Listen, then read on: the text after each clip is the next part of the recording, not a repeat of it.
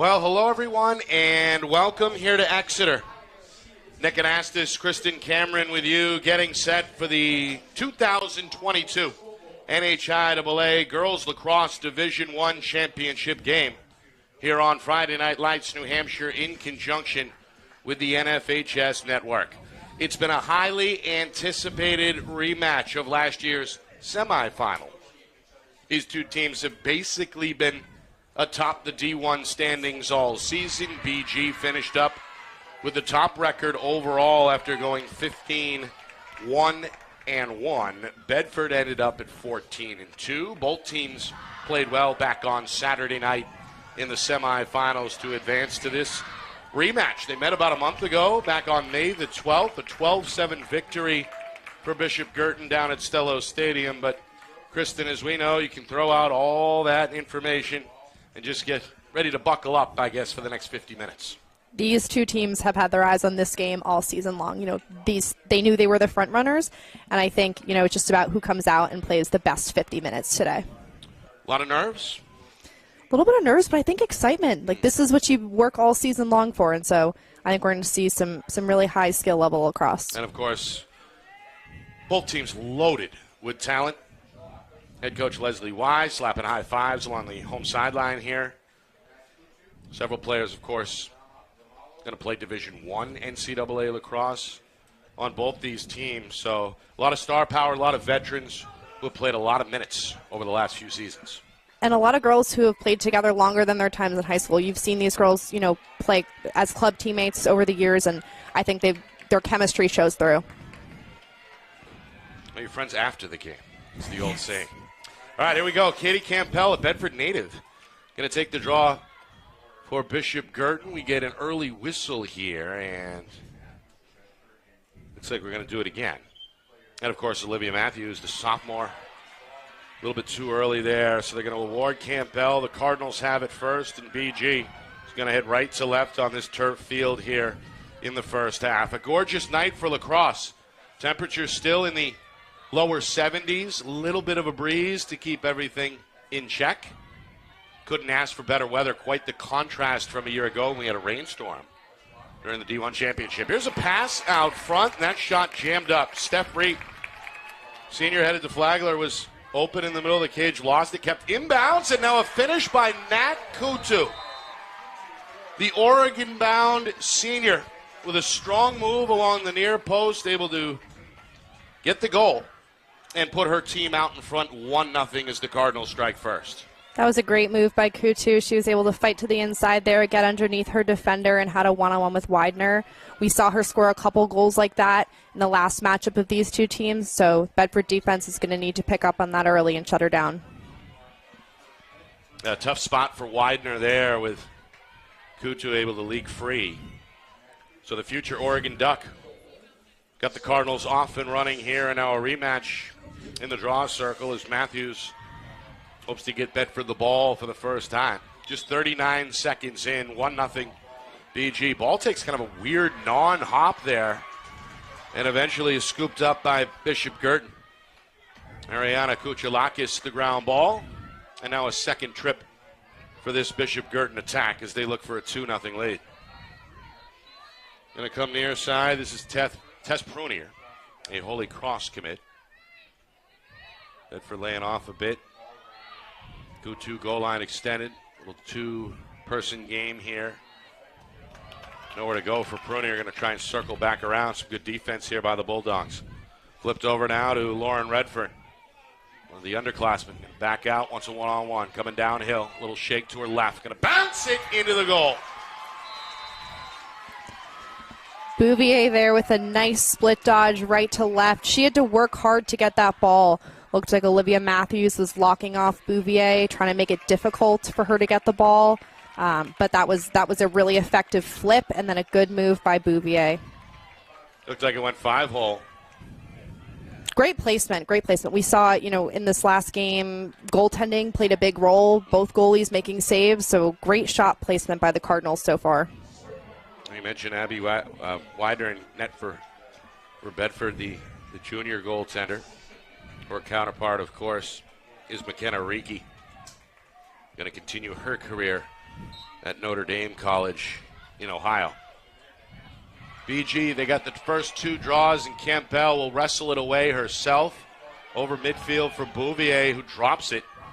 Senior able to recover. Junior able to recover. Now they'll swing it here near side. Nearly 2 minutes in, already 2-0. Good start for Coach Y's club. Backdoor, Campbell flashed open for a moment. Not sure if Reap saw or not. Reap keeps it, finally gives it up in that far corner as Prunier. Make it Redfern, looks for some room. Again, wants a one-on-one. The Bedford defender is Vivian Robinson, one of the better juniors. Slide comes over. Pass taken in the middle. Prunier took a little bit of a bump on the catch. Maintains her balance far side wing. Patient trip here for the Cardinals. Prunier coming middle. Again, draws a slide. A little bit of contact there on the pass. Rolls away, but it's scooped up in the corner. Good play by Kutu. Able to corral that one with one hand. Back for Prunier near side. Looks for the pick. Long pass. Goes across the zone. Kujalak is able to recover. You can see that Bedford is really prepared for those cuts. They're locking up tight on inside cutters, and they're really challenging the passes, adding that pressure. This is a good adjustment that they've made from the last game.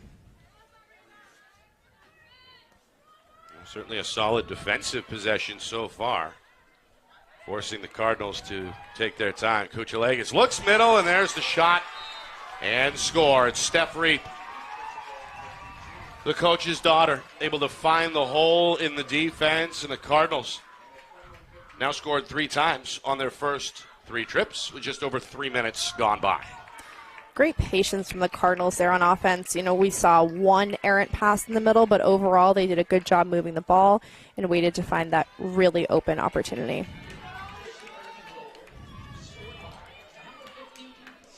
Bulldogs, meanwhile, yet to possess the ball on the other side of the 50.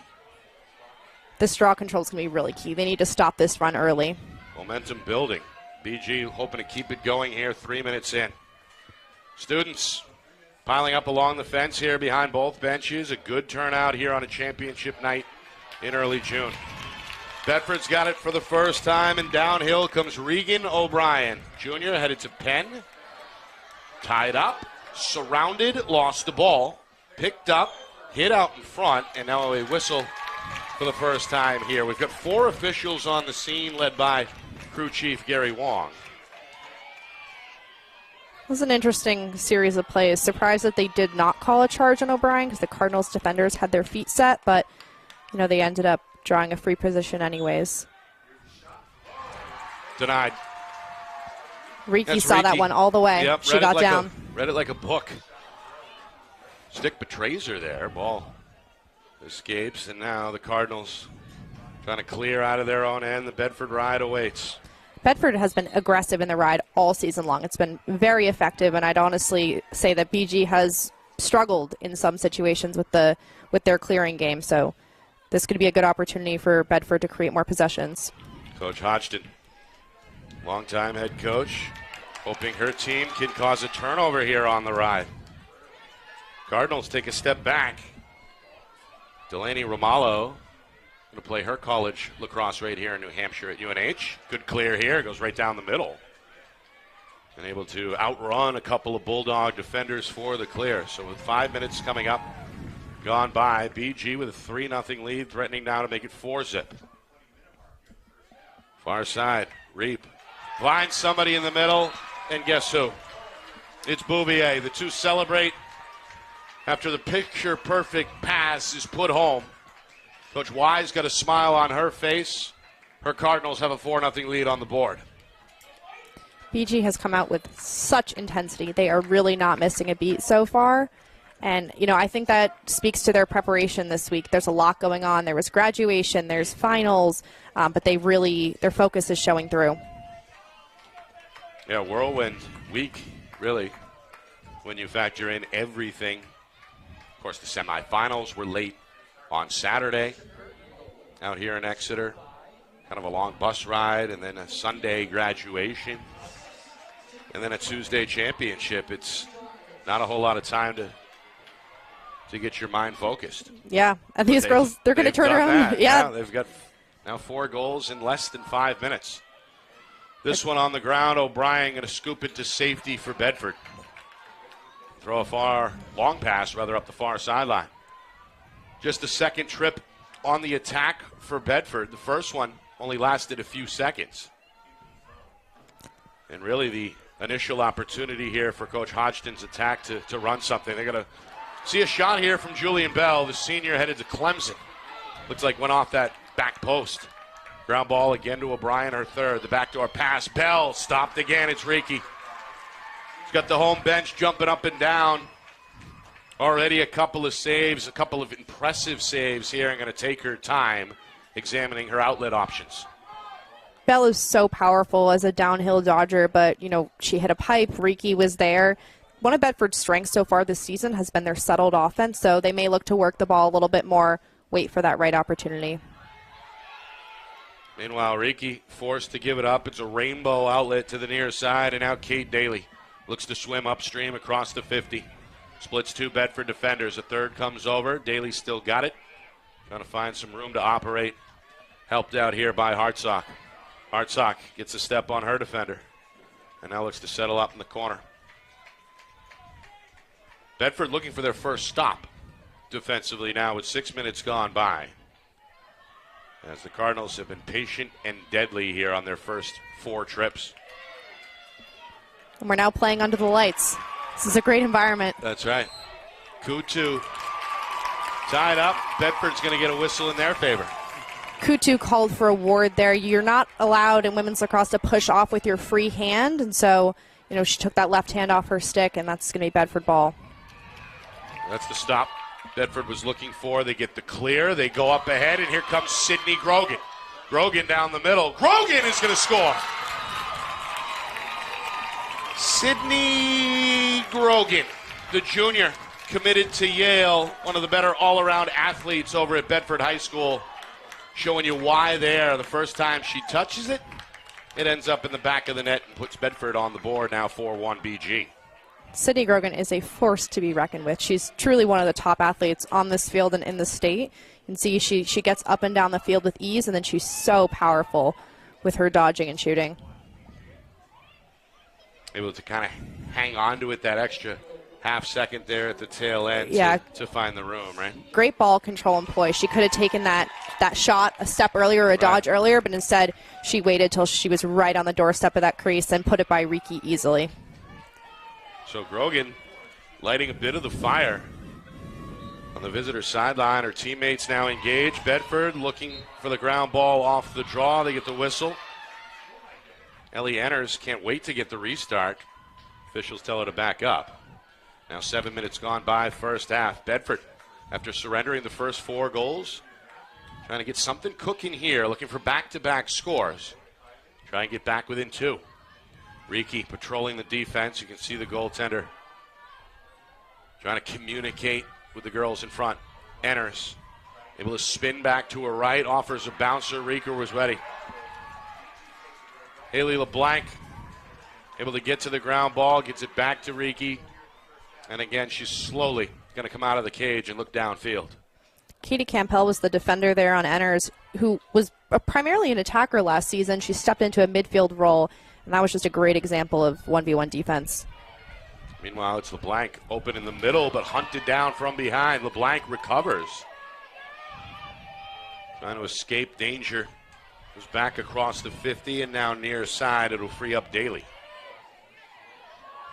Daly being hounded by Madeline Kiley. One of the freshmen getting major minutes here at the varsity level all season for Coach Hodgson. Meanwhile, a triple team results in a turnover. Bell able to scrape it loose. Bell recovers, but now Bell in trouble. Bouvier trying to sneak in from behind. Bell going to duck her head, pump the brakes, and finally get rid of it near side. Matthews trying to track it down with one arm. Ultimately does so. That was a great example of a Bedford ride that we were just talking about. They're super aggressive, relentless, and they do everything they can to cause turnovers before the 30. Good one-on-one move. This is Tegan Steele, the sophomore.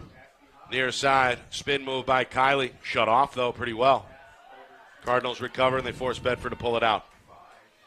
We've seen Bell and Grogan get involved in the offense. Looking to see Olivia Matthews get a little bit more involved. She's one of their strongest, just two-way players. Here she is with a cut that she wasn't able to handle. Not sure if a defender got a piece of the pass. Either way, it ends up with Bishop Guertin. Campbell to the ground ball. And now the Cardinals right to left, trying to work on a 4-1 lead here, coming up on 10 minutes gone by first half. Cardinals scored on their first 4 possessions. 2 of those goals by Riley Bouvier, the junior. Coutu and Reap the other 2. Here is Coutu. Goal line extended. Going to slide her way now behind the cage. Defender cautiously closing the ground. And Sabrina Tipping, the junior for Bedford. Out here for Redfern. Giving space. Redfern is another Bedford native playing for the Cardinals. She has, I think, really had a breakout season this year. Showed so much confidence and maturity on offense. Really, really been an impact player. Well, that one I think was batted aside by Widener. It's her first official save. And well, again, BG gets to the ground ball. Redfern again given room. Cardinals trying to stack it up here along the near side. Redfern now coming downhill on the far side. Lost her footing, but was hit. The defender Robinson whistled there. It's tough to defend that stack because the cutters come off so rapidly. But, the feeders who the Cardinals have, they are threats as dodgers as well. And so you have to be ready to slide, but also staying super tight on cutters. Redfern stops, starts, and scores. A terrific move, a bit of a toe drag. Froze the defender for a moment, and that's all she needed. Her first goal. Cardinals restore their 4-goal lead at 5-1. Crowd is making some noise. They think Redfern went a smidge early before the whistle. I actually agree with them. I think she had a half-second step. Refs didn't pick up on that, though, so she will be awarded the goal. Either way, a great move by her. Again, a super strong lefty who has great ball control. So Redfern lights the lamp, 5-1 Bishop Guertin. As they get their answer.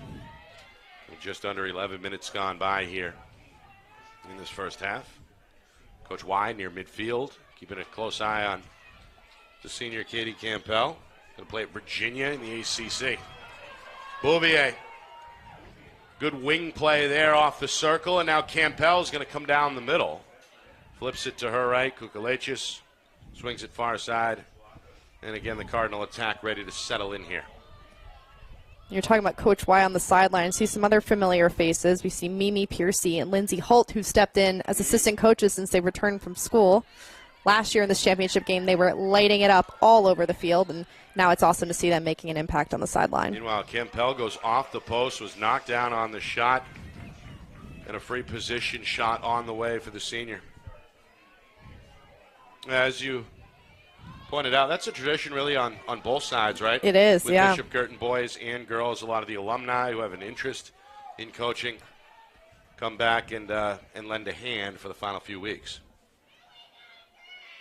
Meanwhile, the officials checking with each other. They're saying run the clock as it was frozen there for a moment. Meanwhile, Campbell goes off the post again.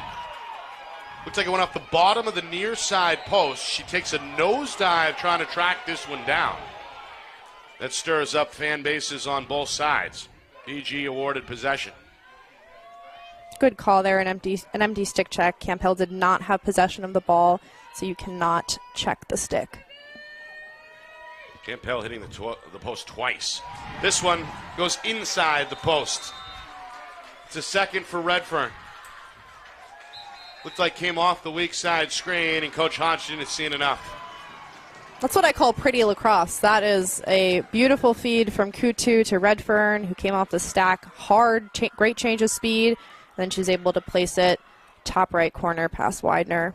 I think Coach Hodgson in this huddle right now is going to, her team, they're doing some of the right things, but I wouldn't say they're playing characteristically to how strong this team can be. So I think she just needs to reset her team, get them going, keeping them calm, just telling them to play their game. Seems like at times the defense has been solid, right? They've off ball been able to diagnose some of the weak side screens. On ball, they started off pretty tight, but I think the patience that we've seen from the Cardinals here on attack has ultimately worn down this defense. I agree, and that's not a great place to be with only a quarter of the way into this game. So I think they can clean up some things about how they're defending the stacks. Communication is going to be really huge here with some of the plays that the Cardinals are running, talking about whether to switch on ball, whether to stay. So I think if they up their communication and just overall reset, they're going to be in a good position. This is a really strong team who is not going to give up. If we remember the semifinal game last year, BG took a pretty solid lead, and Bedford worked their way back up into the lead. So this game is far from over. Ended up being a 2-goal difference in the end, and what was really one of the best games of the season. We're midway through the first half. Cardinals came out like a cannonball out of a cannon. 4 goals in less than 5 minutes. They scored on their first 4 trips. Nat Kutu, 39 seconds in, made it 1-0. Bouvier, less than a minute later, made it 2-zip. Step Reap found some room in the middle and popped one in. 3-0 Cardinals at that point, and then the 4-0 lead came just about 5 minutes in with Bouvier's second goal. Bedford responded. Sydney Grogan, first time she touches it in the first half, able to score in a transition play, 4-1 at that point, but the last 2 have been scored by Lauren Redfern, the sophomore for Bishop Guertin. And now the Cardinals enjoying their largest lead. Bedford using their first time out, trailing here 6-1.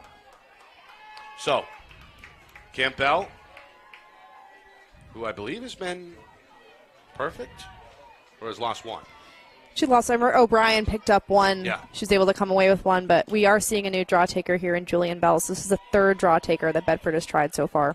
Coach Hodgson hoping that maybe Bell has the answer here. The senior on her way to Clemson. Missed last year with an injury. Meanwhile, we're going to redo it. Yeah, so the call there, the ball did not go over the player's shoulders, and so in this case, we're going to need to redraw. Again, looking for the ball to go over the player's shoulders. Wasn't a foul on either team, just a reset. Good play by Bouvier. Able to pluck it out of the sky, and now here she comes. From right to left. Flip it near side for Prunier, and again, Kutu looking a quarterback here, goal line extended.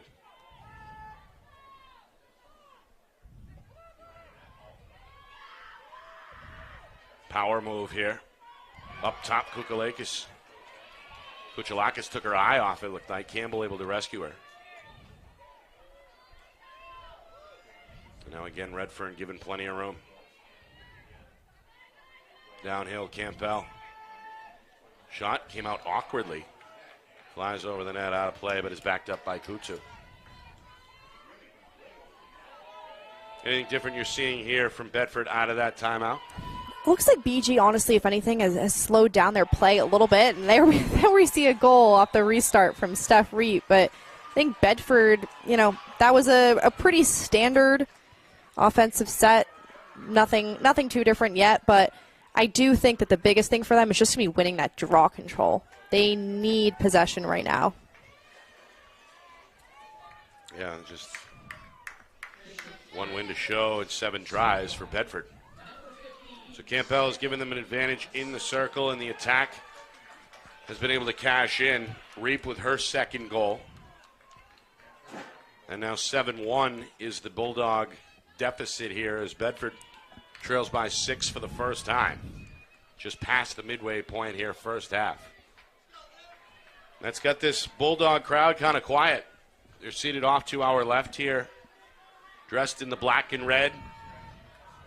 A large student section, some youngsters in the mix, but not a whole lot of noise right now as their team trails big.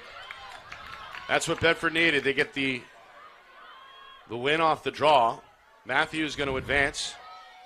This is Ellie Enners. Good move to shake off Bouvier, but had it poked loose at the last moment. Ground ball goes again to the Cardinals. Delaney Romalo with her second, able to scoop it below the knee, and now Riki Going to take time here to reset on the clear. Cardinals, I think, Kristen, starting to build a bit of a ground ball advantage here as well. Yeah, ground ball caused turnovers. Bouvier is really dangerous with that back check. She can find any little bit of stick and get a piece of it. I think Bedford could show a little bit more poise on offense. You get into the situation now where they're down 6 goals, and so they want to go fast. But really what they need to do is play their game and settle the ball and find those opportunities. Meanwhile, collision sent Romalo to the turf. And that's going to send Bell to the sideline. Big collision. Good sportsmanship by Bell to check on her, but she's going to have to take a seat here and explain herself to Coach Hodgson. Yeah, this is, again, when you see a team down by several goals in a competitive game like this, emotions can start to come into play, playing a little bit overly aggressive. But Bell will reset on the sideline, and Cardinals will get a chance to play women up. Yeah. First time we've seen an EMO either way here in this first half. They go up top, Campbell examines Grogan, giving her room. Springing free, Kukalakis scores. Well, that shot kind of floated towards the goal at less than full speed and sneaks in under the crossbar by less than an inch. Looks like a defender did get a little piece of that stick. Created, again, like you said, a funny release that Widener just wasn't able to track. So Ariana Kuchalakis makes it now 8-1. The woman up goal comes just inside of 11 minutes to go here in the first half as the Cardinals continue to grow their lead. BG looking for another championship. They were the team to beat, of course, last year. That team was loaded, as we know, with talent. Many of them, as you mentioned, Kristen, in street clothes as unofficial members of the coaching staff. But a lot of that team came back. And kind of scary to think what they could do this year. They were unbeaten, right, in in-state competition at least. They had a tie out of state and 1 loss.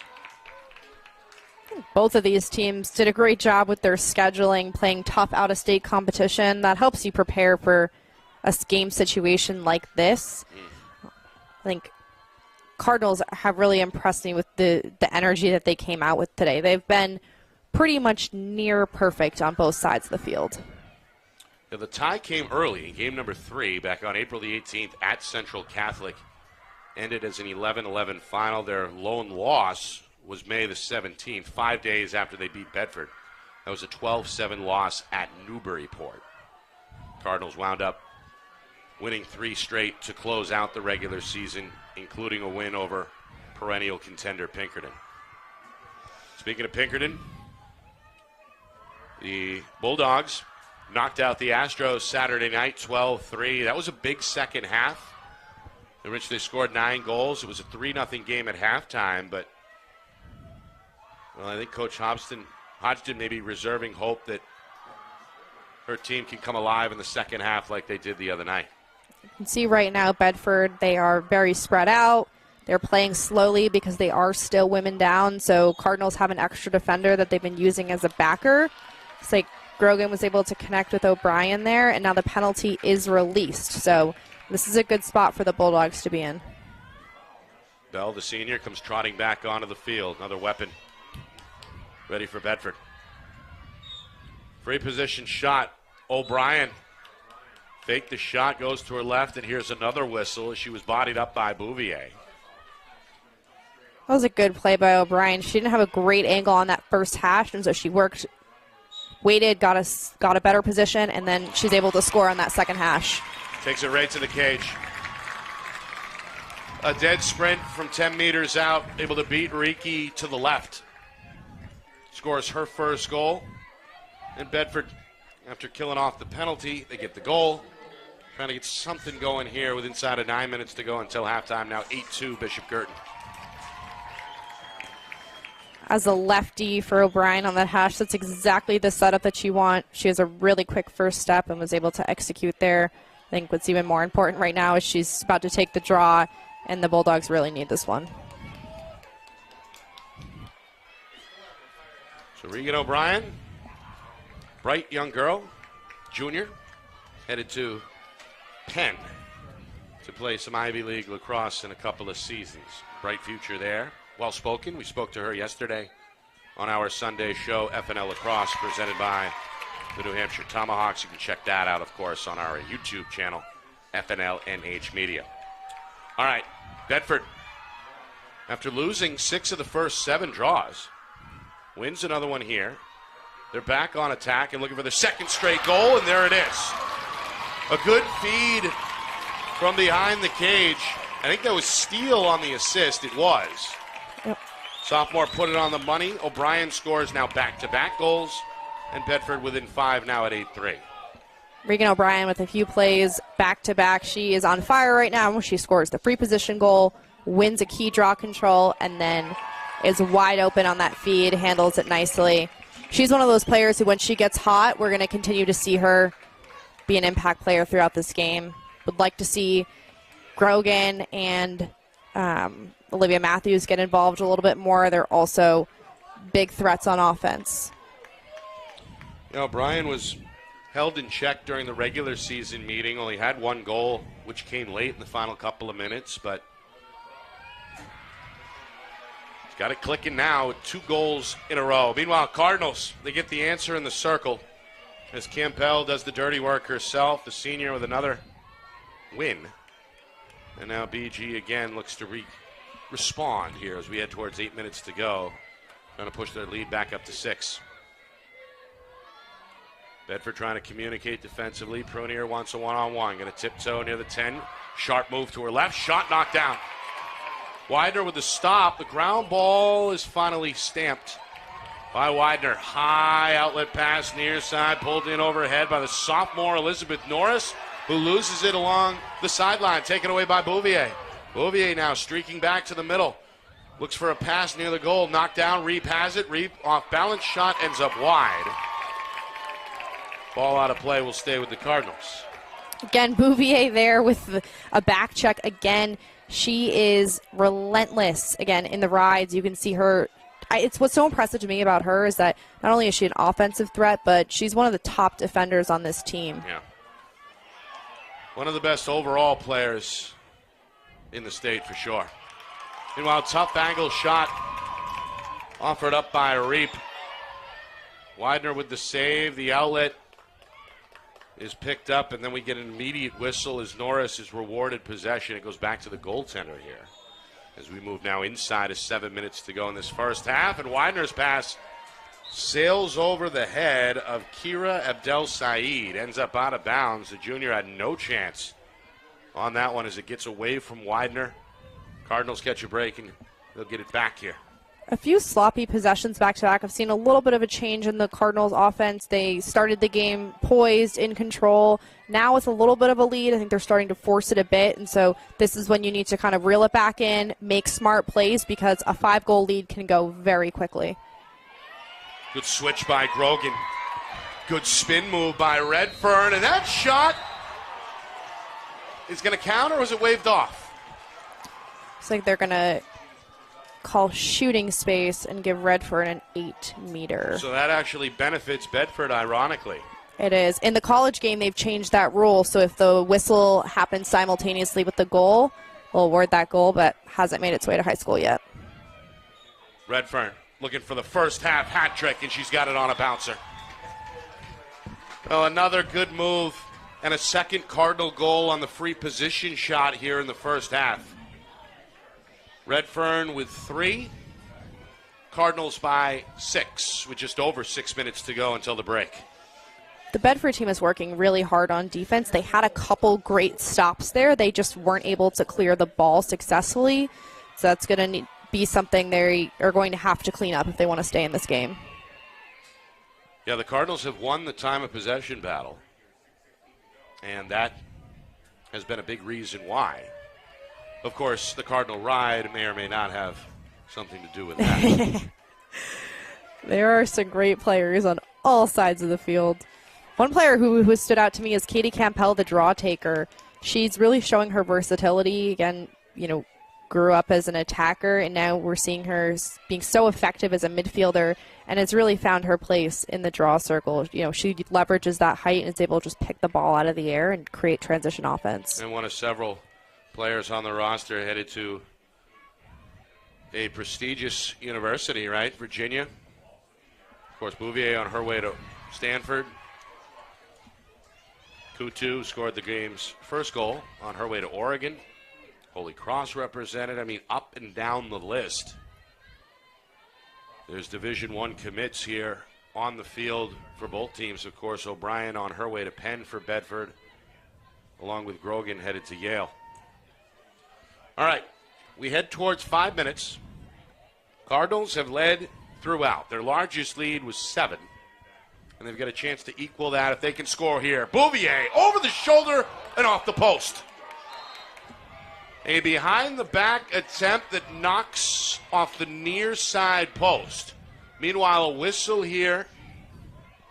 And Prunier are going to be given what looks like a free possession shot if she wants it. Defender, though, going to slide and make her give it up. Coutu given room.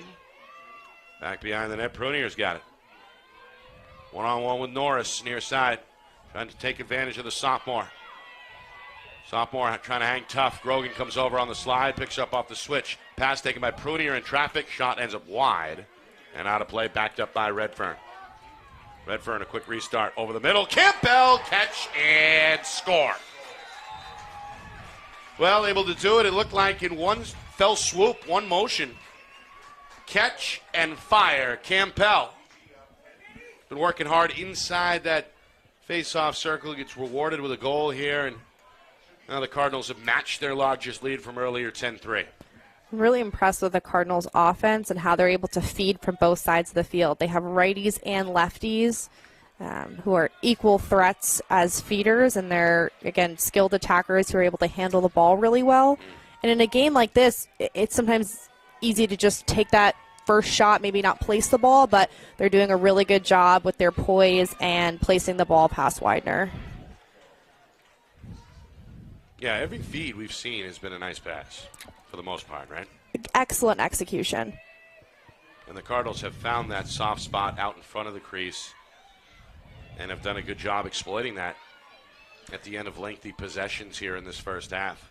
Bedford started really strong defending those cutters, and we're starting to see the defense break down a bit, which I think will be a big focus for them to talk about during halftime. And again, the Cardinals so good at exploiting your mistake, right? I mean, you can do 9 things well, and on the 10th try, if you slip, they're going to take advantage.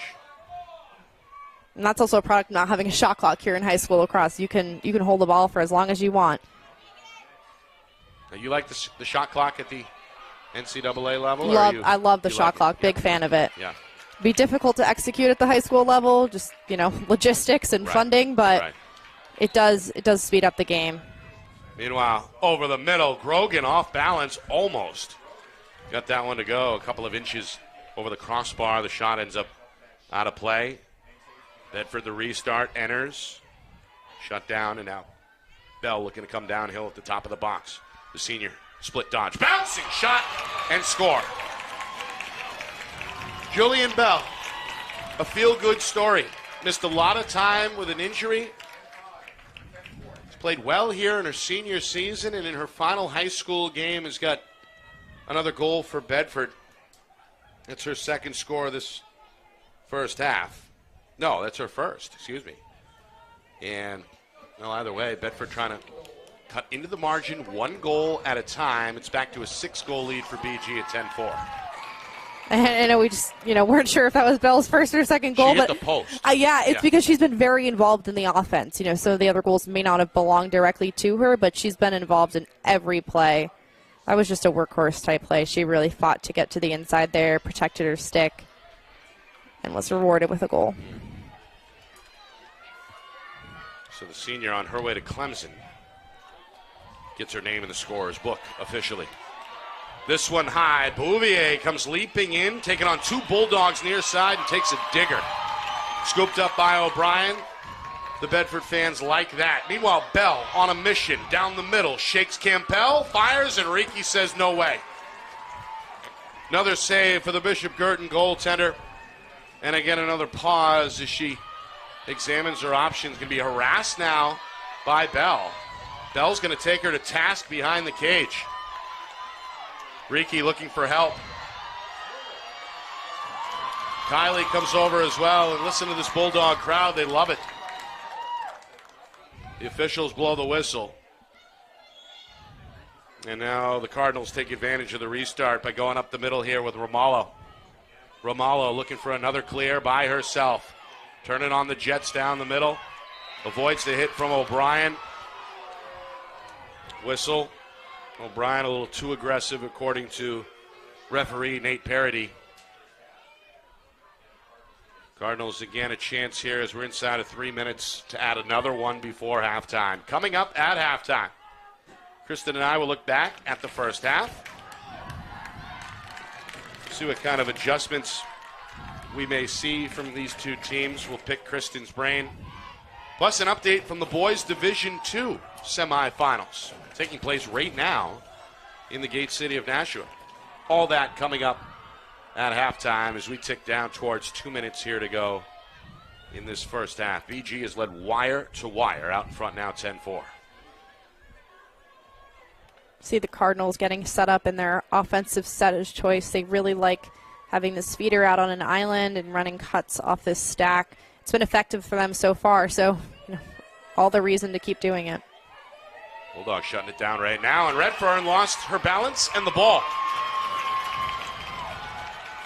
Eller's all over it for Bedford. Tipping, going to advance it up the far sideline, and now Steele in possession. Going to trot towards that far corner. Inside of 2 minutes.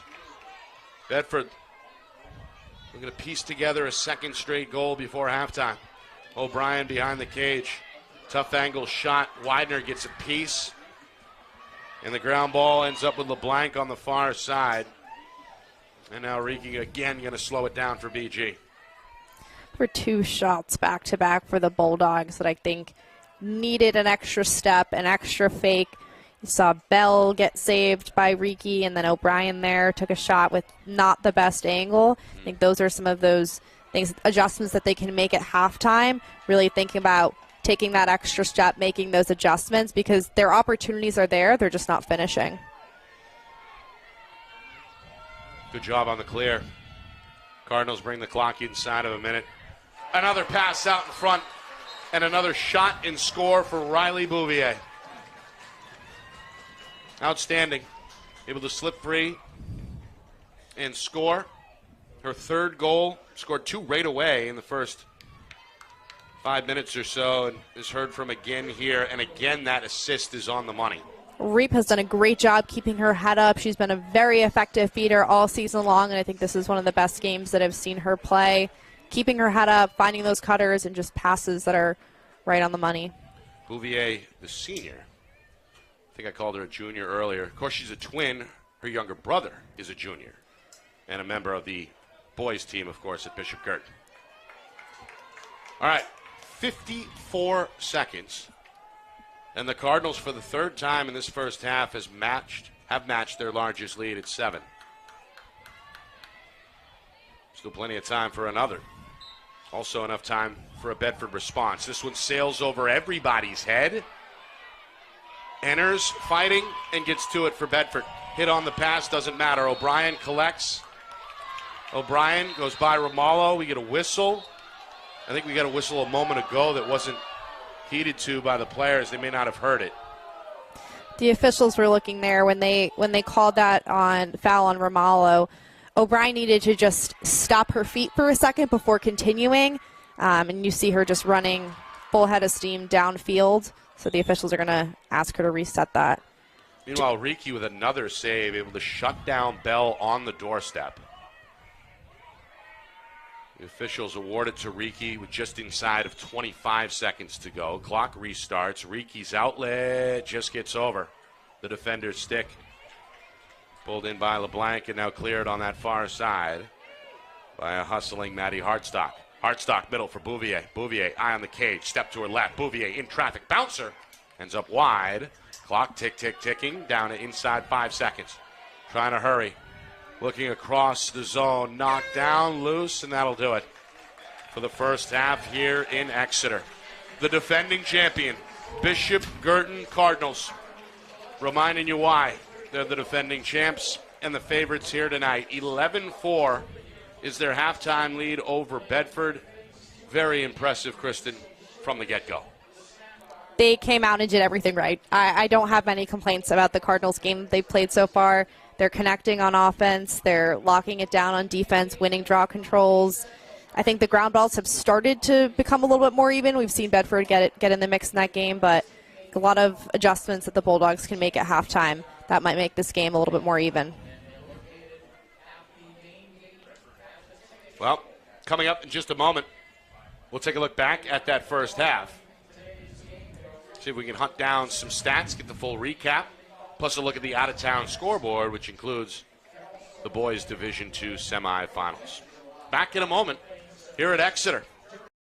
Our broadcast today, as it always is brought to you by Beals Insurance Agency, with locations now in both Bedford and Londonderry. Whether you need home, auto, or business insurance, Beals Insurance will get you both the price and quality coverage that's right for you. Just call 603-471-9999 or visit BealsInsurance.com to request a free quote and start saving money today. Again, that's BealsInsurance.com.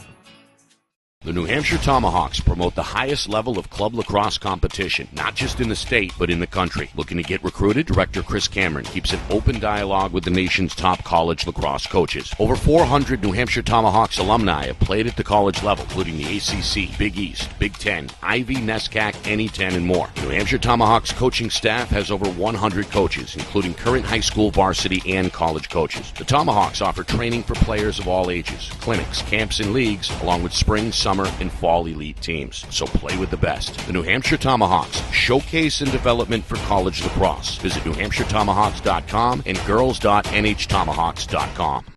Hey, I'm Chad, the owner of New Hampshire iPhone Repair. We're New Hampshire's most trusted and affordable repair shop for your iPhone, iPad, iPod, and even Android needs. Don't worry, we're affordable, reliable, and we back our parts with a lifetime warranty. And do you know what the best part is? No, what? We can repair your phone while you wait. I know, that's why I'm here. Oh, I know, Mrs. Green. Here's your iPad, good as new. Bring your phone into New Hampshire iPhone Repair today. How can you reach your team's fundraising goals at no risk and no cost? MG Sports offers a variety of products to make your team's fundraiser a success. Their products include tickets and discount cards to hundreds of local businesses. MG Sports now has a digital platform where athletes can raise funds in the comfort and safety of their own home. So become another lacrosse program like Bedford, Goffstown, or Memorial that sets fundraising records every season. MG Sports, fundraising made easy. Visit mgsportsfundraising.com to start raising money for your team today. Are you thinking of selling your home? Well, now may be the time, given that spring is here, the market is hot, and interest rates remain at all-time lows. It's time to call Roger Howe, a licensed professional realtor with the Bean Group. Not sure what your home is worth? Roger will provide a market analysis for you at no charge. With 12 years experience in residential, commercial, leasing, and investment properties, Roger knows your local market. So contact Roger Howe of the Bean Group today. At Dead River Company, the work we do is about more than just filling up tanks. It's about the everyday moments in your home. We're here to fix your heating equipment, so you have heat and hot water for moments like this. We brave the elements, so you're always safe and warm. Anytime, day or night. Because it's moments like this that we do everything we do. Dead River Company. It's not your job to worry about the heat. It's ours. Become a customer today, and we'll be there for the moments that matter to you. Bill Ball Stadium in Exeter. Nick Anastas, Kristen Cameron with you. It's the 2022 NHIAA Girls Lacrosse Division I Championship. The defending champion BG Cardinals. Looking good through 25 minutes of action with an 11-4 lead on the board over number 2 seed Bedford. BG got it cracking right away. 39 seconds in. Nat Kutu, the senior, able to light the lamp to make it 1-0 less than a minute later. Riley Bouvier scores her first goal.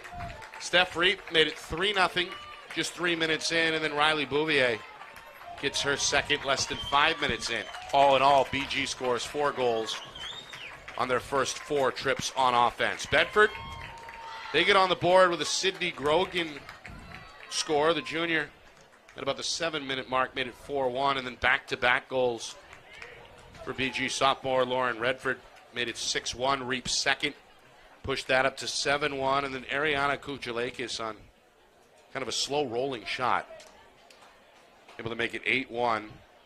That was on the woman up opportunity. That was also the largest lead for BG in that first half. Then Bedford gets a bit of a push from Regan O'Brien. Inside of 9 minutes, scores 2 goals 21 seconds apart. The first on a free position shot.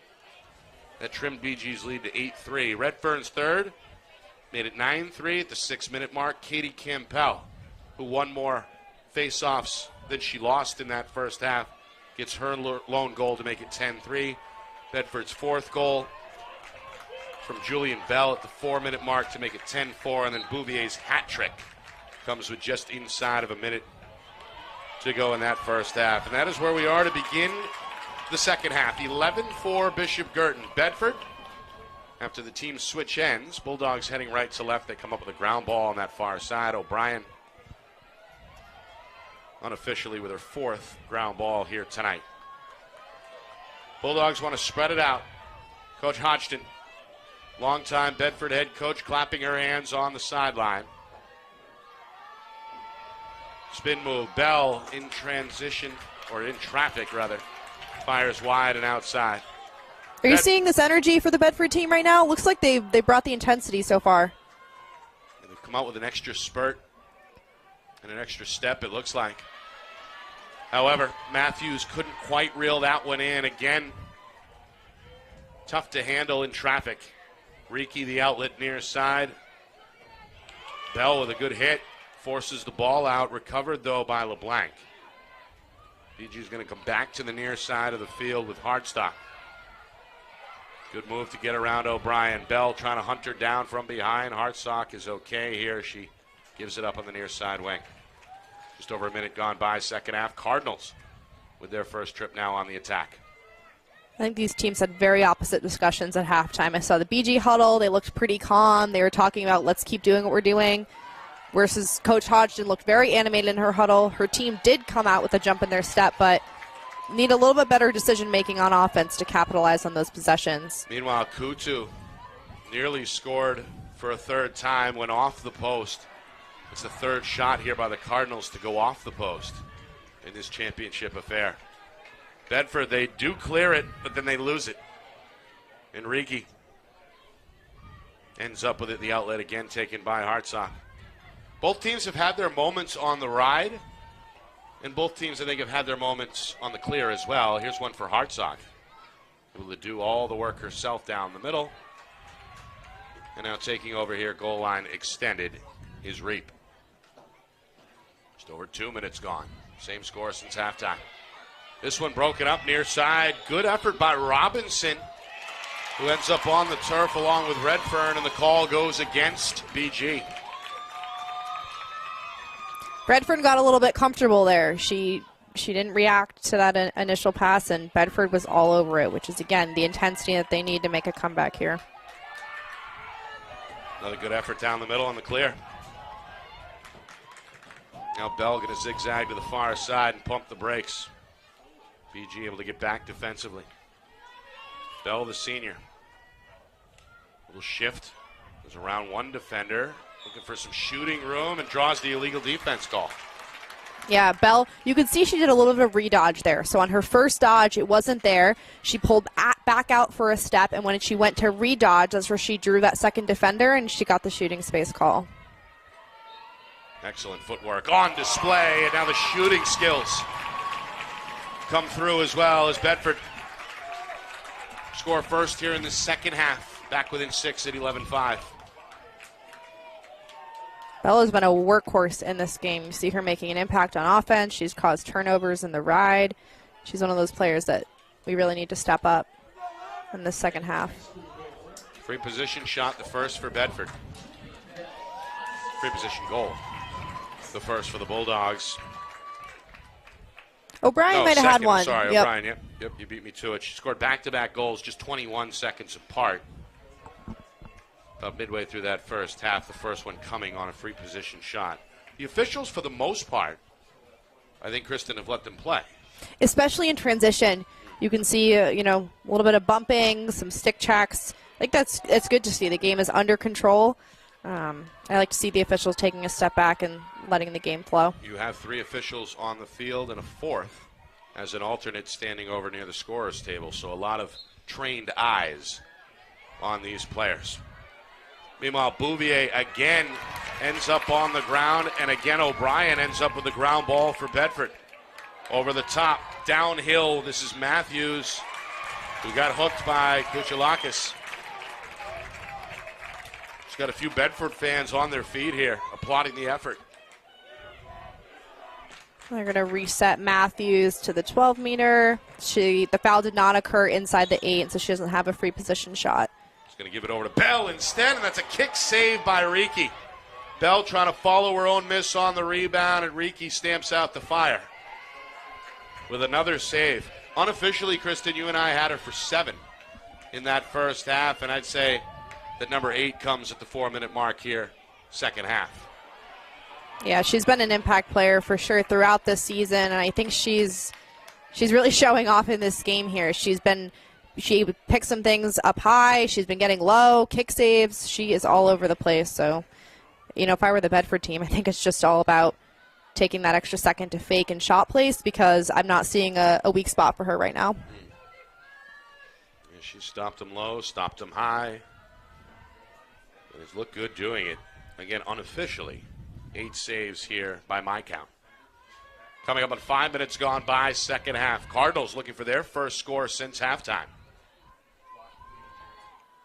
Remember, they began the first half with 4 goals in less than 5 minutes. That's about where we are now in the second half. Bouvier, who scored 3 of those tonight, going to pull it back out. Campbell giving room, and the senior going to take a moment of pause here. Flip it over far side for Prunier. Prunier looking for the pick to her right. Comes right. Bouvier going to roll. Prunier keeps it herself. BG hits the reset button. You can see that Grogan is staying pretty close on Bouvier. They're not quite face guarding, because I did see that they're willing to step off and slide off of her, but they're definitely trying to limit Bouvier's touches with the ball. And that's Grogan over there with the assignment. Another stop for Widener. No problem locating it that time for the Bulldog goalie, and now a little pressure here from Reap on the outlet, causing some pause. A little bit of a bounce pass here near side. Abdul Saeed hit up near the head. The official blows the whistle, and the crowd a little upset here with 6 minutes gone by. Those are the kind of fouls that, it's just the intensity of the game. Reap can just use her body position. There's no need to foul in a situation like that. Pass on the run, knocked down by Bouvier, taken away by Kuchelakis. With 2 Bulldog defenders in tow, somebody got a piece. It was Norris. Either Norris or Tipping knocked the ball out of the stick, but got a piece of the body in the process. The whistle is going to give Kuchelakis a free position shot here from the near side wing. The refs didn't like the follow through in that check. If you check and release and bring that stick back up, that might have been a clean check, but because of the follow through, they're going to award that foul. Cardinals patient. Still yet to score here, now 7 minutes into the second half. Bedford's communication has been good here defensively. Reap going to come middle, backdoor feed, gets away from Reap. Kutu actually was the one who tried to find Reap with the pass. Not sure if a Bulldog player got a piece of that or not. Bedford gets to the ground ball, and again try to work out of their own end here, right to left. Pass floated down the middle. This is Norris. Sophomore has played well tonight. Almost had the clear, but is stripped at midfield by Bouvier. Another good play from behind. And this one kicked loose, and now Grogan's going to come the other way for Bedford. Was a few turnovers within 10-yard space. Back and forth here between the 30s. And now Bedford is going to slow down in the attack zone as Bell guides it to safety. Coming up at 8 minutes gone by, second half. a low-scoring start to this second half. Just one goal either way, scored by Bedford's Bell a moment ago. Low scoring but high intensity. You can see there's a lot going on both ends of the field. The goalie play has played a big part in this second half, seeing both sides on both ends for the Cardinals and Bulldogs. Bedford a chance to get back within 5. Could be the closest they've been since about midway through the first half. Here's an S dodge. Matthews runs out of room and then runs out of space. Triple team, had it knocked loose from behind. Ground ball, anybody's guess. And a whistle as a Bedford player gets knocked to the turf. It's going to keep it right here with Bedford. See Matthews on that initial dodge. She's a strong lefty and did not want to switch it to her right hand, so she did run into some trouble there. Can be something that she can look to make an adjustment there. Tough to change hands in a crowd like that. Here's a nice pass and a shot and a score. That's Ellie Enners, the junior, with a good first step. Bedford, they get their second goal since halftime, and they're a step closer. 11-6 now BG as we near, 9 minutes gone by here in the second half. Enners was really quick on that cut, handled it very well. Actually didn't even see her pop out there until she had the ball and was shooting. So credit to her for that play. Recently committed to Emory Riddle down in Florida where she'll play. Not bad. Not bad at all. Enners has been one of the main cogs for this Bulldog squad all season. Meanwhile, we have a timeout here. I think this is called by Coach Y. It is. Longtime Bishop Guertin head coach in the hunt for another championship ring. Not quite pleased with the first 9 minutes of this second half, apparently. She calls the first timeout of the second half by the Cardinals. Her team's lead. Sorry, Kristen. Yeah, no. Coach Y took over in 2020, so she didn't actually get to coach her first season during the start of the pandemic. But they didn't miss a beat. They came out in 2021 so strong. That team stayed very well connected, and they'll look to go for back-to-back championships here. It's going to be important, though, with Bedford on a 2-goal run, with the only goals coming out of half. I think the Cardinals, they need to clean some things up if they want to hold this lead. So I think that's what they're going to talk about. We spoke with Coach Y. Of course, her daughter is Steph Reap, but we spoke with her. She was getting ready for graduation, and then the graduation party, the full, all-day schedule yesterday revolving around the ceremonies at Bishop Guertin. And as we touched on, it can be tough to juggle all that, both players and coaches, around this time of year. 9 minutes gone by, second half. Bedford lost a heartbreaker in the semis against Bishop Guertin last season. Went 14-2 during the regular season. Again, the second best record behind BG with a 2 seed in the tournament. Strong second half Saturday night in the semifinal win over Pinkerton. That final ended up being 12-3. But got to slay the dragon, so to speak, right? I mean, this is basically the third big test against the champs, BG, in the last calendar year. And including that May the 12th regular season loss, which was 12-7, Bishop Guertin has gotten the better of this so-called rivalry here over the last, let's say, 365 days. Bedford's been proven to be really strong in the second half, and I think we're seeing that here. Yeah. I think a challenge is when you're playing a really strong team like BG, when you get behind early, sometimes being a second-half team isn't quite enough to get caught up. And they trailed by as many as 7. That was the halftime gap. But they're back to within 5 for the first time since the midway point of the first half. So the timeout from Bishop Guertin. Expect anything different X's and O's wise for the Cardinals here, Kristen? I think it's just a little bit more discipline. They started to force it a little bit on offense, turning it over more than usual. So, with a 5-goal lead, they're going to need to keep playing with intensity. They can't slow it down, but just being more intentional about when they're hitting feeders and the shots that they're taking. Meanwhile, it's Matthews back in the draw circle as Coach Hodgson has shuffled the cards a few times tonight. In that regard, this time the advantage goes to Matthews. Cardinals had built up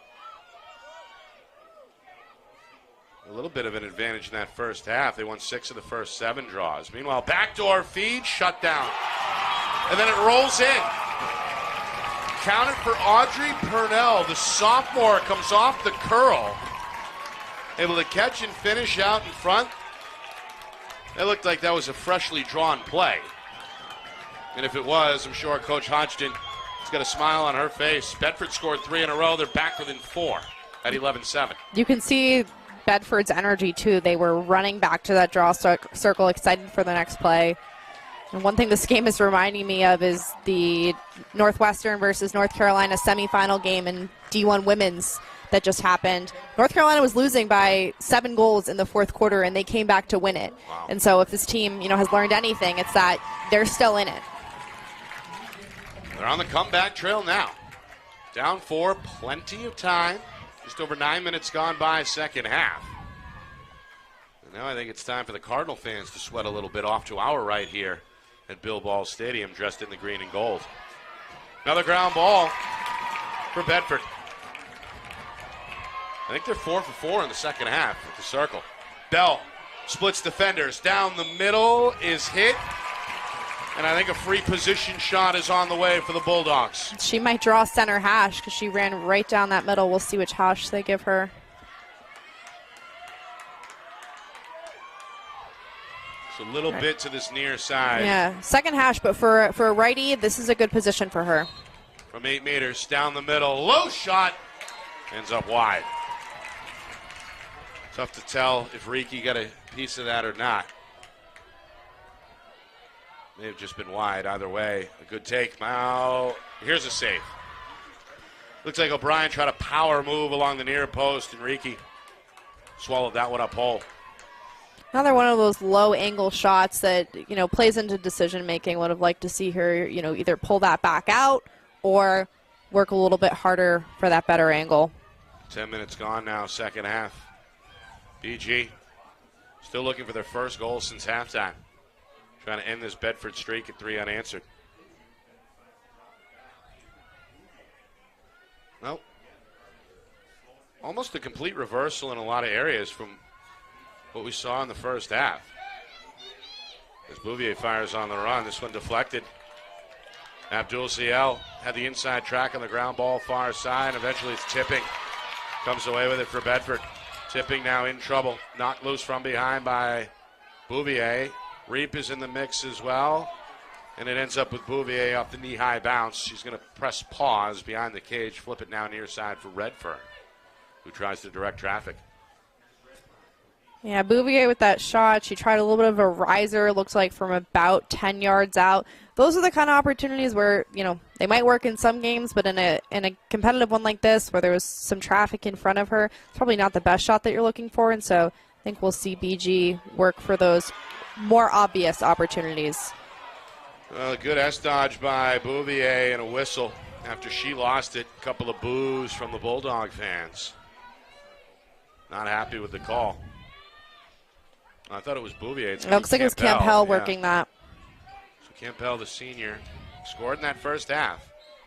Step down shot, and they wave it off? Yeah, she went early. She went before the whistle. Okay.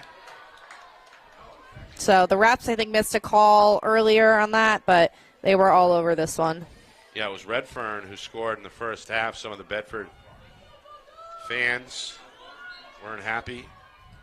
They're happy now as that goal is waved off.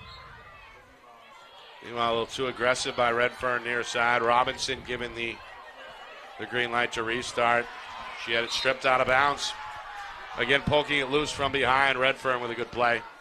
Seen that time and time again tonight on the ride for the Cardinals. Yeah, that was textbook, and that was a really clean check. Again, we talked about the refs letting them play a little bit. I think was a perfectly clean check, and I'm glad that they let that one go. We hit the midway point, second half.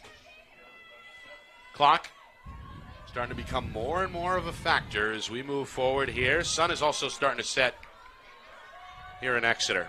Lights are on and in full force. Kukulakis down the middle. Kuchalakis, excuse me. Back out. Campbell looks at the bench. And apparently got the signal there from Coach Y. Prunier now trying to go downhill. Picked up off the switch by Grogan. Reap looking at quarterback. Finds Redfern on the cut. There's the finish.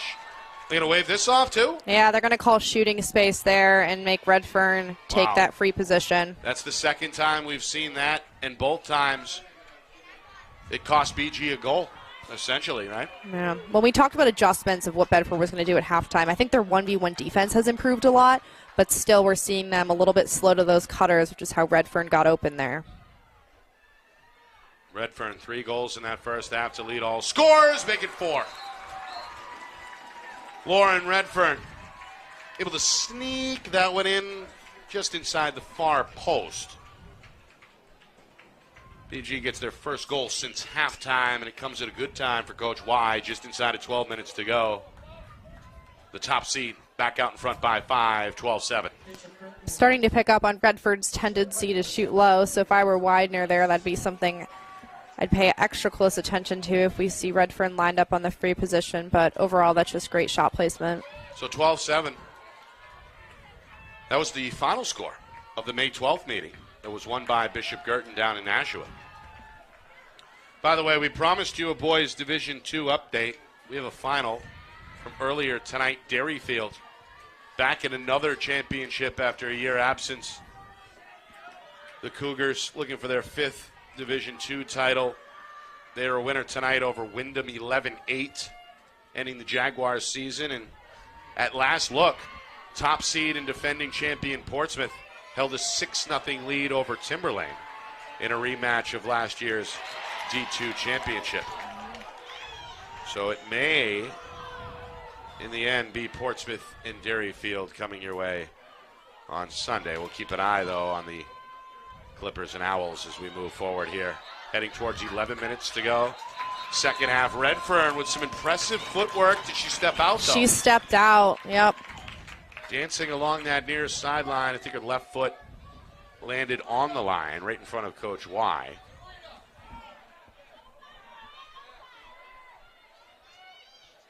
Good job by the Bedford defense there as they had a couple of Bulldogs in the area. I'm hearing a lot of communication down on the field. I think it was a little bit quieter in the first half, but both teams seem to be picking that up. Yep. Bell, tough pass. Grogan can't reel it in, and a good ground ball here by LeBlanc, who's quietly starting to put together a pretty good game. Meanwhile, Redfern runs out of room, and it's turned over to Bedford. Yeah, LeBlanc needed to just get rid of it earlier there, or turn back and use her goalie, but instead we see another caused turnover for Bedford in the ride. Coach Y upset.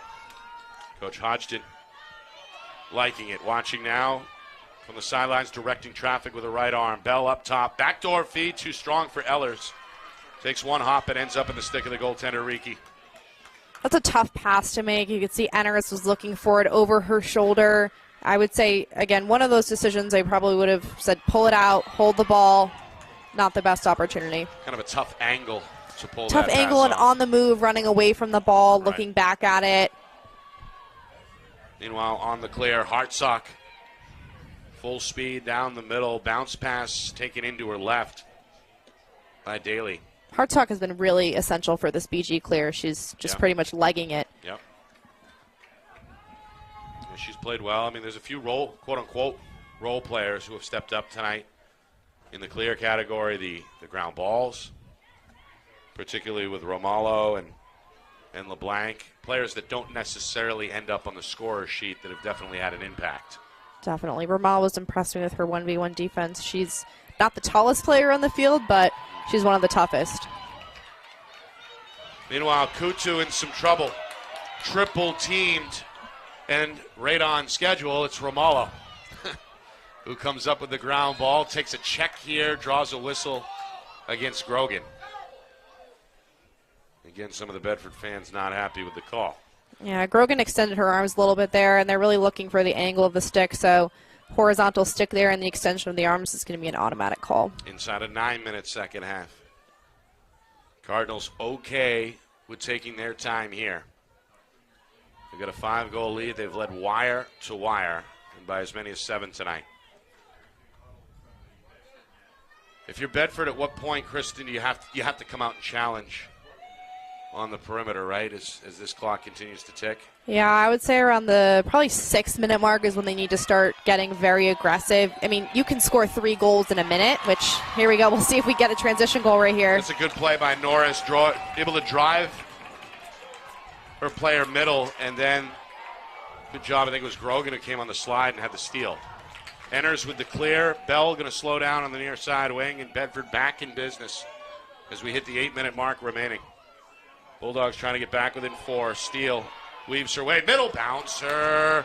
Set aside again by Widener. I think kicked it towards the near corner. Bell kicks it out of bounds, and it's given to BG. That's a tough call to make, because the ref has to consider, was this, still part of the shot, right? So when a goalie saves it or their defenders are chasing the ball, you actually can touch it out of bounds. But I agree with that one. I think Bell did have control. That's a discretionary call by the official. It is. Another save for Riki, unofficially approaching double-digit saves now. I've got it for 9. Big part tonight. Meanwhile, Bouvier with a lane is mauled in front of the cage. Had all kinds of running room there.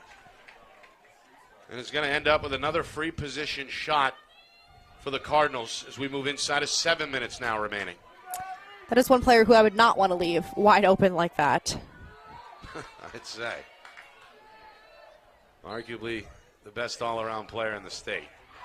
Shoots a little bit wide. And a good play behind the cage by Robinson, who has held her own tonight, and then some for Bedford. Kind of a questionable decision here, trying to go back to Widener at the cage, ends up tangled up with Reed. Abdel Saeed with a good play for Bedford. Gets to the ground ball, and now the Bulldogs find Grogan in the middle on the clear. Up ahead, Steele to the middle, to a right, shot, and another low stop by Reiki. What an outlet pass. She finds Redfern all the way over the restraining line. Yeah, it was like a 40-yard pass.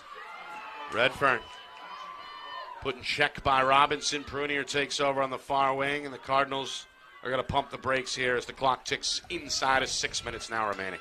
Starting to see the game become more and more physical as we wind down. Again, the refs letting them play. So, Nick, you asked, when do you start to press out? When do you get more aggressive? I think this is that point. We're starting to see BG. They're pulling it out, slowing it down, and Bedford needs to fight to get this ball back. Yeah, you're in between a rock and a hard place. Down 5 as we approach 5 minutes. I mean, it's not an ideal situation to go out and risk getting beat in a foot race, but I think you've got to make something happen, right? They're close. I mean, that was a great play. Robinson almost had that. Yeah, Robinson read that very well. But, again, I've seen the ball hit the turf a couple times in this set. So I think just a little bit more aggression here, and Bedford could come away with turnover. Prunier near side, looks for a back door.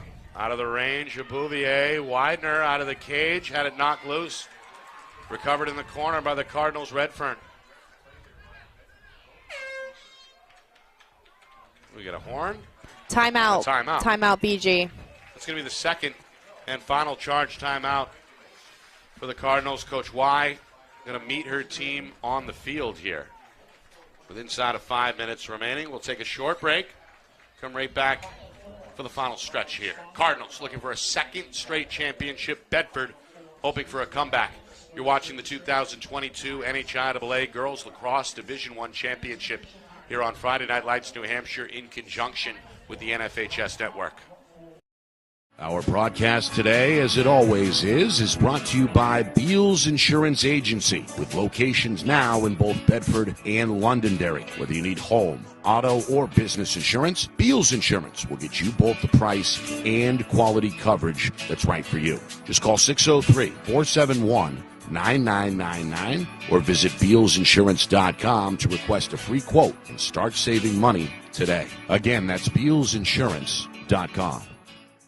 The New Hampshire Tomahawks promote the highest level of club lacrosse competition, not just in the state, but in the country. Looking to get recruited? Director Chris Cameron keeps an open dialogue with the nation's top college lacrosse coaches. Over 400 New Hampshire Tomahawks alumni have played at the college level, including the ACC, Big East, Big Ten, Ivy, NESCAC, NE10, and more. New Hampshire Tomahawks coaching staff has over 100 coaches, including current high school, varsity, and college coaches. The Tomahawks offer training for players of all ages, clinics, camps, and leagues, along with spring, summer, and fall elite teams. So play with the best. The New Hampshire Tomahawks, showcase and development for college lacrosse. Visit NewHampshireTomahawks.com and girls.nhtomahawks.com.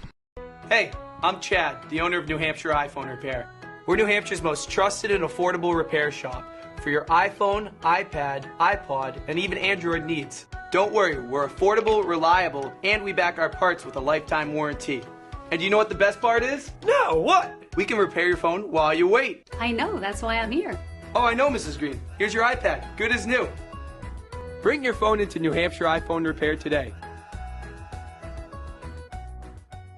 How can you reach your team's fundraising goals at no risk and no cost? MG Sports offers a variety of products to make your team's fundraiser a success. Their products include tickets and discount cards to hundreds of local businesses. MG Sports now has a digital platform where athletes can raise funds in the comfort and safety of their own home. So become another lacrosse program like Bedford, Goffstown, or Memorial that sets fundraising records every season. MG Sports, fundraising made easy. Visit mgsportsfundraising.com to start raising money for your team today. Are you thinking of selling your home? Well, now may be the time, given that spring is here, the market is hot, and interest rates remain at all-time lows. It's time to call Roger Howe, a licensed professional realtor with the Bean Group. Not sure what your home is worth? Roger will provide a market analysis for you at no charge. With 12 years experience in residential, commercial, leasing, and investment properties, Roger knows your local market. So contact Roger Howe of the Bean Group today. At Dead River Company, the work we do is about more than just filling up tanks. It's about the everyday moments in your home. We're here to fix your heating equipment, so you have heat and hot water for moments like this. We brave the elements, so you're always safe and warm. Anytime, day or night. Because it's moments like this that we do everything we do. Dead River Company. It's not your job to worry about the heat. It's ours. Become a customer today, and we'll be there for the moments that matter to you. Final 4:48 here in Exeter. Bedford been trying to claw their way back into this one all night. Trailed by as many as 7. In fact, they were down 7 at halftime. Bulldogs scored the first 3 goals of the second half. Have held BG rather to just 1 goal since halftime, but starting perhaps to run out of time here with inside of 5 minutes to go. The Cardinals just hoping to hold on and capture another championship for the school. Bedford has definitely brought the pressure in the second half, outscoring BG. See Coach Y just called a timeout. BG looking a little bit frantic in this possession, so I think they're going to talk about how they're going to kill this clock for the last 4+ minutes. See Bedford as they're getting set, already locking off. They are not going to make this easy. Well, you can count on Coach Hodgkin's Bulldogs going to leave it all out on the field, I'm sure, until that final horn. Bouvier near side, one-on-one with Grogan. That was the matchup to watch tonight. Grogan has held her own. Bouvier trying to shake off. Here comes a slide. She's okay backing out. She'll try it again. Grogan trying to play her to her right. Pass broken up out in front. Good play by Abdel Saeed, who has played some strong defense tonight for the Bulldogs. Draws a whistle, and now Abdel Saeed ready for the restart. Bedford's got to hurry, though, and they drop it in their own end. Norris, the sophomore, trying to fight off Redfern, and does draw the whistle. Clock, though, continuing to move. Now inside of 4 minutes. Cardinal ride has been formidable, not just tonight, but all season. Bedford breaks it, and they've got somebody out in front. That was O'Brien, who couldn't quite pull in the pass on the run. Now it's up for grabs behind the cage. And we've got ourselves pretty good battle going on there. Daly holding it down for the Cardinals, ends up with possession. After the officials blow the whistle, she's going to flip it over to Riki. That was a great look, but, O'Brien just couldn't wrangle that one in. That's the kind of quick goal that Bedford's looking for right now. Yeah. If BG can clear this, I assume that they will try to kill the rest of this clock with a single possession. Well, Bedford's been pretty good on the ride in their own right tonight. Almost came up with a turnover there. Cardinals flip the field, though. Daly ends up unchallenged across the 50, and now Prunier again looking to kill some clock deep on that far side wing, but now inside of 3 minutes. BG still holding on to a 12-7 lead. CBG just in no rush to go to the goal right now. Playing very wide, spread out. Yeah, they're okay with just holding this thing all the way down. That brings us back to our earlier conversation about the shot clock. Yeah, now we see the double starting to come. Bouvier to the middle. Bouvier's going to score. Riley Bouvier playing in her final game. 3 goals in the first half, gets her 4th here with inside of 2.5 to go. And what a capper for a great career. Of course, going to continue at the NCAA level at Stanford, but I'm sure it feels good. Her team on the verge of a 2nd straight championship. Yeah, great career for Riley, and I think the accolades will continue to roll in for her. She was recently named to the Under Armour All-America senior team, so we'll see her play this summer. Well, I said 2nd straight. What I meant was 4 straight, of course. They won it last year, as we talked about, a blowout win over Pinkerton. That was after a nail-biting win over Bedford in the semis. Of course, 2020, the COVID-19 situation ruined the party and canceled the season. BG had won back-to-back titles before that last year in both 18 and 17. No, 19 and 18. So 18, 19, nobody won it in 20. They won it last year in 21 and now are 2 minutes away from capturing officially a 4th straight championship and the 2nd straight under Coach Y. In the middle, Kuchalakis, who has played well tonight, scored in that first half, comes up with another clear. Takes on 2 Bedford Bulldogs and draws a whistle as both Grogan and Matthews met her just outside the box. If we look at the BG players from the field, I do not know if they have subbed during this game, so these girls must be exhausted. Yeah, I think you're right. Well, we typically see a shorter rotation in championship games. Yes. Tonight, no exception. Bedford has had kind of a short rotation all season under Coach Hodgson. Meanwhile, we're ticking down towards 1 minute. Reminder, post-game coming up. We'll have the awards ceremony for you live down on the field. The hardware getting ready to be handed out here. Bishop Guertin undefeated against in-state competition coming into tonight, and that is not going to change as we tick our way down to 45 seconds. Another trophy for the school trophy case. Of course, the boys would like to add another in their own right. They've got another 2 games potentially in front of them with their semifinal coming up tomorrow night against Pinkerton. Meanwhile, a change of possession along that far sideline as we move inside of 30 seconds. Bulldogs, I think, are going to give it right back as another player takes a tumble out of bounds. Daly ridden down to the turf and is going to get rewarded with possession. And that might do it for us, 10 seconds. That's going to do it. The BG Cardinals, the number 1 seed, the defending champion, and still the best in Division I. They are your 2022 NHIAA Girls Lacrosse Division I champions. The goaltender leading the celebration, and why not? McKenna Riki was outstanding between the pipes tonight. As usual, Riley Bouvier, who along with Lauren Redford end up as the team's leading goal scorer, 4 goals apiece for the senior and the sophomore respectively. And it's a wire-to-wire win for BG. They never trailed tonight. They scored the first 4 goals of the game within the first 5 minutes of the first half. Built up their largest lead at halftime at 11-4. To Bedford's credit, the Bulldogs come out scrappy in the second half and record 3 straight goals of their own to get to as close as 4 at 11-7. But in the end, the Bulldogs are held off the board for the final 15 minutes.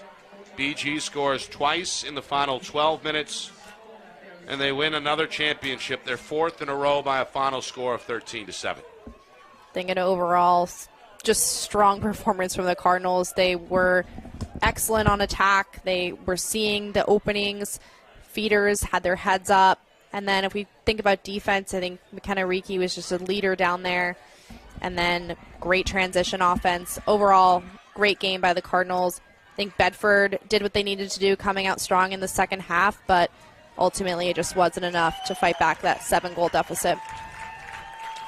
A round of applause for both these teams. The trophy ceremony coming up next. We'll take a break and bring that to you live in just a moment. 13-7 the final. BG a winner over Bedford.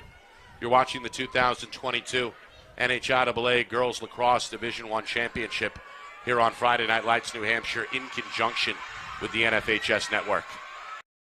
Our broadcast today, as it always is brought to you by Beals Insurance Agency, with locations now in both Bedford and Londonderry. Whether you need home, auto, or business insurance, Beals Insurance will get you both the price and quality coverage that's right for you. Just call 603-471-9999 or visit BealsInsurance.com to request a free quote and start saving money today. Again, that's BealsInsurance.com.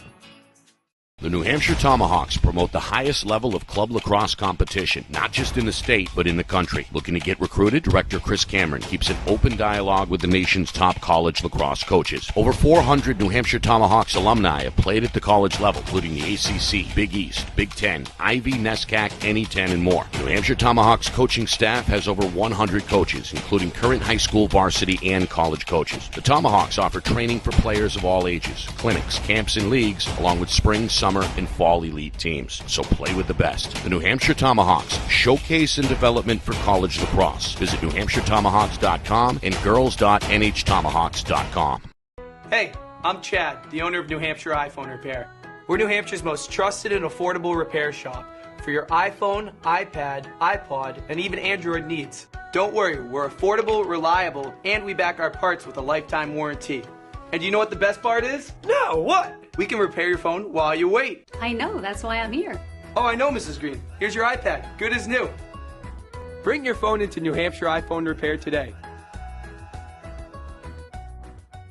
How can you reach your team's fundraising goals at no risk and no cost? MG Sports offers a variety of products to make your team's fundraiser a success. Their products include tickets and discount cards to hundreds of local businesses. MG Sports now has a digital platform where athletes can raise funds in the comfort and safety of their own home. So become another lacrosse program like Bedford, Goffstown, or Memorial that sets fundraising records every season. MG Sports, fundraising made easy. Visit mgsportsfundraising.com to start raising money for your team today. Are you thinking of selling your home? Well, now may be the time, given that spring is here, the market is hot, and interest rates remain at all-time lows. It's time to call Roger Howe, a licensed professional realtor with the Beam Group. Not sure what your home is worth? Roger will provide a market analysis for you at no charge. With 12 years experience in residential, commercial, leasing, and investment properties, Roger knows your local market. So contact Roger Howe of the Beam Group today.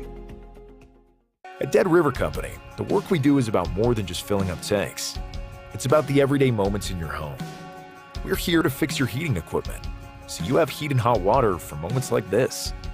We brave the elements, so you're always safe and warm. Anytime, day or night.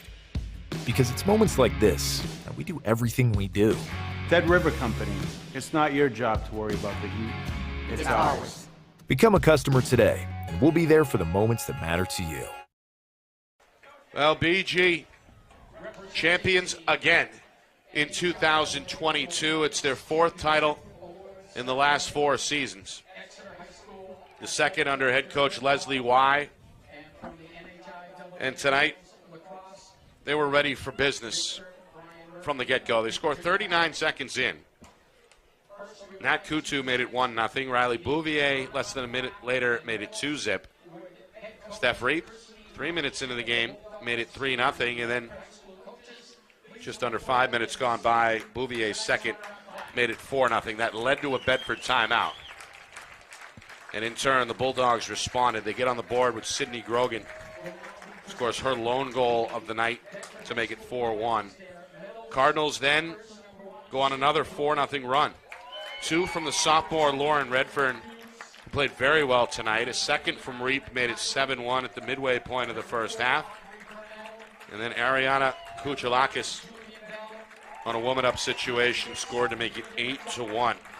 Bedford tried to push back. Regan O'Brien, the junior, scored on a free position shot with just inside of 9 minutes to go in that first half to make it 8-2, and then scored an even strength goal 21 seconds later to make it 8-3. EG, though, responds. Redfern, a hat trick at the 6-minute mark. Face-off specialist Katie Campbell scored a goal to make it 10-3, and then Bedford's Julian Bell at the 4-minute mark made it 10-4.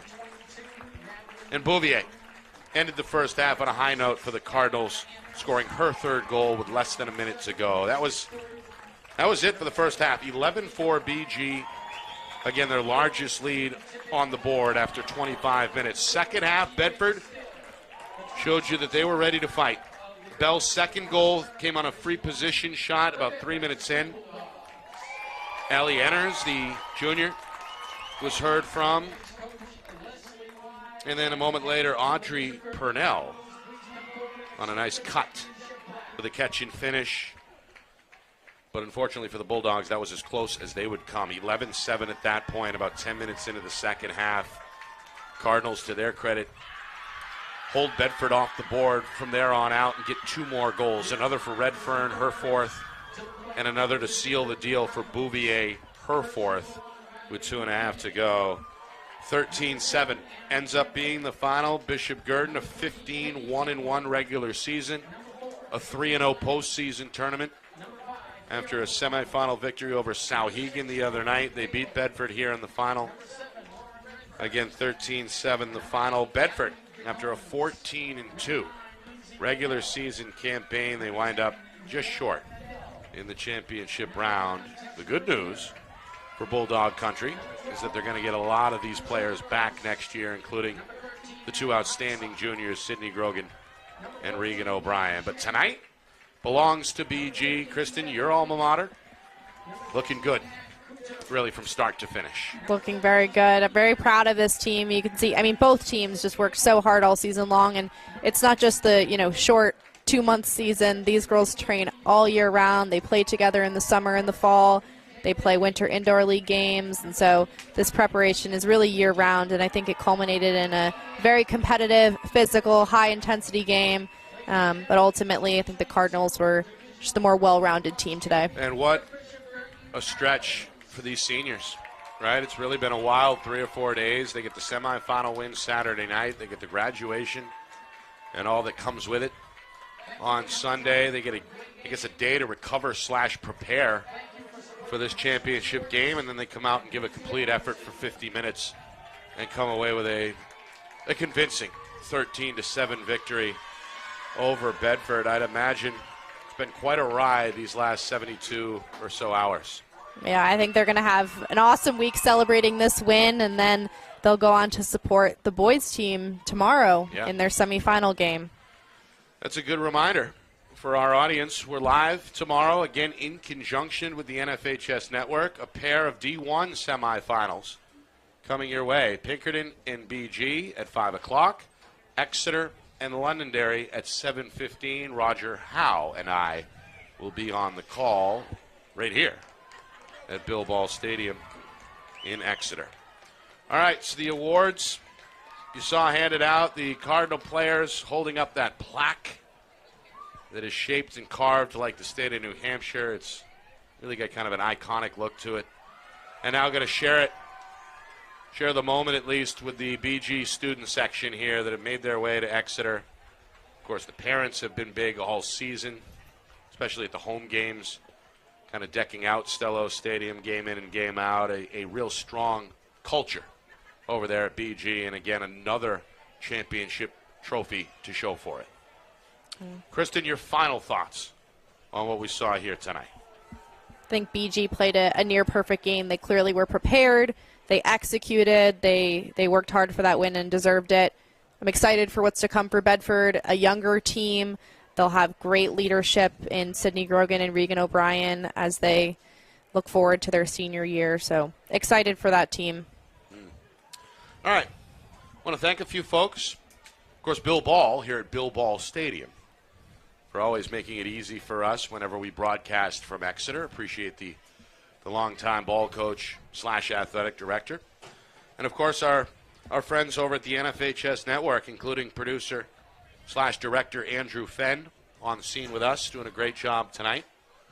Of course, a familiar name for those in the know when it comes to Friday Night Lights New Hampshire, the man behind the lens upstairs, John Barron, getting us set and making it easy to just roll in and get underway. A lot of hard work from John goes on before the game, so we appreciate him kind of steering the ship along with Andrew tonight, making it easy for Kristen and I. Kristen, as usual, the pleasure was mine. Thank you. Another great job, as usual. Thanks for having me, Nick. And we look forward to doing it all again next year, for sure. My name, Nick Anastas, saying final score, final time. Bishop Guertin 13, Bedford 7. This has been a presentation of the 2022 NHIAA Girls Lacrosse Division I State Championship game right here on Friday Night Lights New Hampshire in conjunction with the NFHS Network.